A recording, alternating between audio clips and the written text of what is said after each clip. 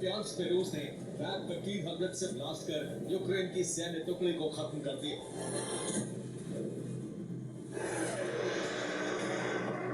Kremlin से जुड़े सूत्रों के मुताबिक पुतिन ने अपने वॉर कमांडर्स के साथ जो मीटिंग की उसमें हमले की नई और खतरनाक रणनीति बनाई गई।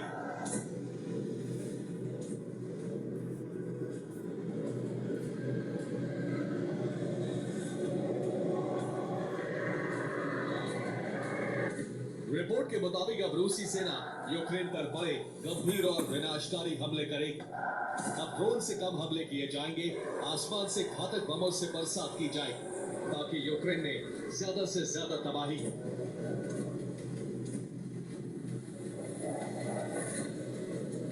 इस लक्ष्य को हासिल करने के लिए रूस ने अलग अलग मोर्चों पर नए बमों की सीरीज भेज दी।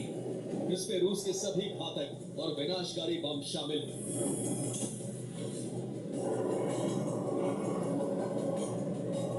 घातक बमों से हमले के जरिए ज़ेलेंस्की और ट्रंप को ये संदेश देने की कोशिश है कि यूक्रेन अगर सरेंडर नहीं करेगा तो उसका अंत निश्चित है।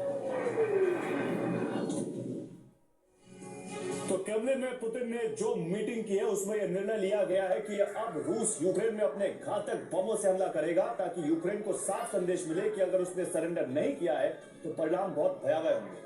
पुतिन ने कई फ्रंट पर कौन कौन से बम भेजे हैं, अब उसके बारे में जानिए। FOAB यानी father of all bomb, FAB guided bomb, घातक बमों में शुमार ODAB बम, रूस का खतरनाक बम कैप, बेताब बम, बहुत बड़े इलाके में तबाही मचाने वाला क्लस्टर बम। इतना ही नहीं, थर्मोबैरिक बम, ये वो हथियार है जिन्हें न सिर्फ पुतिन सेना ने कई फ्रंट पर भेज दिया है बल्कि अब इनसे हमले की तैयारी की है।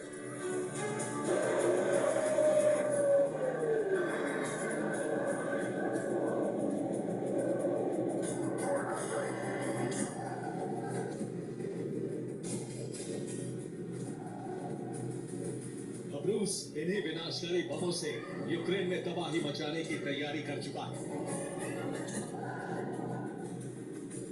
क्रीमिया से लेकर डोनेत्स्क, खेर्सोन और ज़पोरिज़िया तक घातक बम पहुंचा रहा है। यही वजह है कि यूक्रेन के अस्तित्व पर अब तक का सबसे बड़ा खतरा मंडराने लगा है। रूस यूक्रेन में इसलिए जलजला लाना चाहता है क्योंकि यूक्रेन के हमलों की वजह से सिर्फ अक्टूबर महीने में ही रूस में तेल उत्पादन क्षमता 27% कम हो गई।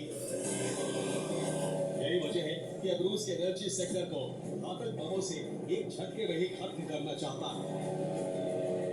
रूस की नई रणनीति को यूक्रेन भी समझ गया है।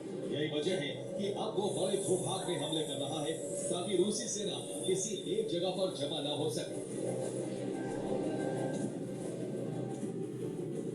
डोनेत्स्क में यूक्रेन ने रूस के उस ड्रोन गोदाम को जला दिया जिसमें ईरान ड्रोन रखे हुए थे।